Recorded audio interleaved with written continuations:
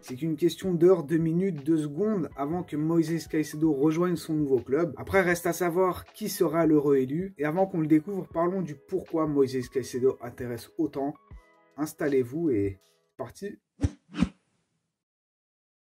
Commençons déjà par les faits. Récemment, on avait parlé de Liverpool, de son effectif, des transferts qu'il fallait peut-être faire pour la saison suivante. Si vous n'avez pas vu la vidéo, je vous mettrai le lien quelque part là dans le petit i. Du coup, voilà, j'avais dit qu'il y avait McAllister, tu avais Szoboszlai. C'est des transferts qui sont bons, qui viennent renforcer l'effectif, mais qui manquaient quand même un petit élément dans ce milieu de terrain. Alors Liverpool, jusqu'à présent, ils étaient principalement sur Lavia pour remplacer Fabinho. Et là, Vlatipa sort l'info comme quoi Liverpool rentre dans la danse pour Moises Caicedo. Moi, je suis quand même très surpris. Alors bon, il faut savoir que Moises Caicedo, Chelsea, ça fait depuis peut-être même janvier qu'ils sont en pleine discussion avec Brighton. Alors tout avait commencé avec Arsenal. Arsenal qui avait proposé entre 70 et 80 millions pour Moises Caicedo en janvier dernier. Brighton avait refusé. Là, Chelsea, ça fait depuis ce moment-là qui sont en pleine négociation. Mais jusqu'à présent, Moises Caicedo, il est toujours joueur de Brighton. Et là, tonton Klopp qui arrive comme ça de nulle part avec ses bottes toutes sales, un bretzel dans une main et dans l'autre, il y a de la bière,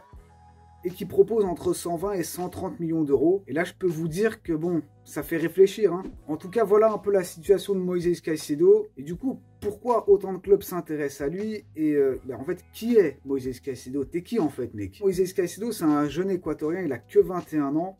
Il est sous contrat avec Brighton jusqu'en 2027. Il vient de prolonger en mars dernier. Alors comme je vous ai dit, on parle d'un prix entre 125 et 130 millions et peut-être même plus. Là, même si j'ai beau dire que le marché, j'ai commencé à m'y faire et que les prix, bon, ça me choque plus trop, ça me choque toujours autant en fait. Le pire, c'est que bientôt, ça va être un prix qui va être totalement classique. Et ça, c'est effrayant. Mais du coup, pour en revenir à Moises Caicedo, il y a quand même 37 matchs en Première Ligue cette saison avec seulement un but et une passe décisive. Mais en vrai, on va très rapidement voir que c'est pas vraiment ça qu'on demande à Moises Caicedo. Et ça commence déjà au niveau de son poste. On voit ici que voilà, il a quand même principalement joué en tant que milieu défensif. Et bon, il a joué arrière droit quelques matchs et milieu central. Mais ça, en vrai, je pense que c'est anecdotique et que tout est une question de tactique du coach. On parle ici d'un pilier, d'un joueur qui a beaucoup contribué au succès de Brighton cette saison. Quand même 3000 minutes jouées, plus de 3000 minutes jouées. Et voilà, je pense qu'on peut dire qu'on a affaire à un milieu défensif quand même plus défensivement. Rien à redire, c'est très fort. Offensivement, de l'autre côté, on peut voir que c'est pas un joueur qui a beaucoup participé à la création d'occasions, à la finition. On l'a vu au niveau des statistiques, c'est pas incroyable, mais c'est pas ce qu'on lui demandait dans cette équipe de De Zerbi. Après, au niveau des passes, c'est très élevé aussi. Pour ceux qui ne le savent pas, Brighton a quand même été 3e en termes de possession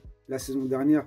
Donc c'est sûr que ça aide. Et on voit quand même peut-être une petite limite d'un point de vue technique. Alors c'est sûr, oui, il sait contrôler un ballon ou quoi. Mais c'est pas le type de joueur à emmener le ballon, à dribbler 5 joueurs. Voilà, c'est pas vraiment ça qu'on attend de lui. Et donc vraiment, si je devais donner mon avis, si je devais donner mon verdict, j'en avais pas forcément parlé dans la dernière vidéo sur Liverpool parce que ça me paraissait impossible. Mais c'est vrai que Moises Caicedo, j'y avais quand même pensé. Alors pourquoi ça me paraissait impossible? Déjà parce que Chelsea, comme j'ai dit, ça fait limite 10 ans qu'ils sont en négociation pour avoir Caicedo. Caicedo était limite pas encore né que Chelsea négociait déjà avec Brighton. Tout laissait croire que Caicedo allait rejoindre Chelsea, surtout que Liverpool était sur Lavia. Voilà, chacun avait son joueur. Pour moi, voilà, Liverpool avait vraiment besoin de joueurs qui allaient venir et qui allaient amener de la qualité. J'étais pas sûr s'il avait en été capable d'amener de la qualité comme ça directement dans cette équipe. Mais Caicedo, franchement, j'ai très peu de doutes. Après, évidemment, je peux me tromper. Et puis, une autre raison pour laquelle ça me paraissait un peu impossible, c'est le prix demandé. Voilà. On parle ici quand même d'un transfert à plus de 100 millions. Liverpool a déjà dépensé sur Szoboszlai, McAllister pour un montant en tout de 110 millions. Après, de l'autre côté, il ne faut pas oublier qu'ils ont vendu des joueurs comme Henderson, comme Fabinho, etc., etc. Et si on fait le compte, ça fait 60 millions de ventes. Donc, au final, pourquoi pas? Après, il faut quand même garder en tête que Liverpool, c'est pas le club le plus riche, c'est pas le club aussi le plus dépensier de manière générale. Donc voilà, tout ça me laissait croire que un transfert de Caicedo à Liverpool, c'était un peu compliqué. Mais en vrai, sur papier, c'est quand même un super renfort, que ce soit pour Chelsea ou pour Liverpool, peu importe. À moins qu'il y ait un troisième participant qui arrive, on dirait bien qu'on va avoir un octogone entre Maurice Lapoche et Jürgen Klopp pour signer Caicedo. Avant de terminer cette vidéo, on peut quand même s'intéresser à Caicedo. Qu'est-ce que ça donnerait dans les effectifs de Chelsea et de Liverpool? Caicedo à Liverpool, ça donnerait quoi? Ça aurait quand même beaucoup de gueule, avec ce milieu de terrain composé de Szoboszlai et McAllister. À préciser quand même que McAllister a déjà joué avec Caicedo à Brighton cette saison. Ça s'est très bien passé, donc ça pourrait être quand même très intéressant de les revoir ensemble. Et puis de manière générale, ça fera un effectif quand même très solide. De l'autre côté, à Chelsea, quand même beaucoup de noms, beaucoup de nouveautés. Et moi, personnellement, je suis un peu moins convaincu. Voilà, je sais pas. Je trouve personnellement que voilà, l'effectif est très bon, il n'y a pas de problème avec ça, mais je trouverais le transfert de Caicedo beaucoup plus cohérent. Pour Liverpool, je pense que Caicedo serait un meilleur renfort que pour Chelsea, mais aussi de l'autre côté, pour Caicedo, je pense que ce serait une meilleure solution d'aller à Liverpool. Peu importe l'équipe qu'il choisit, c'est sûr que c'est un super renfort. Maintenant,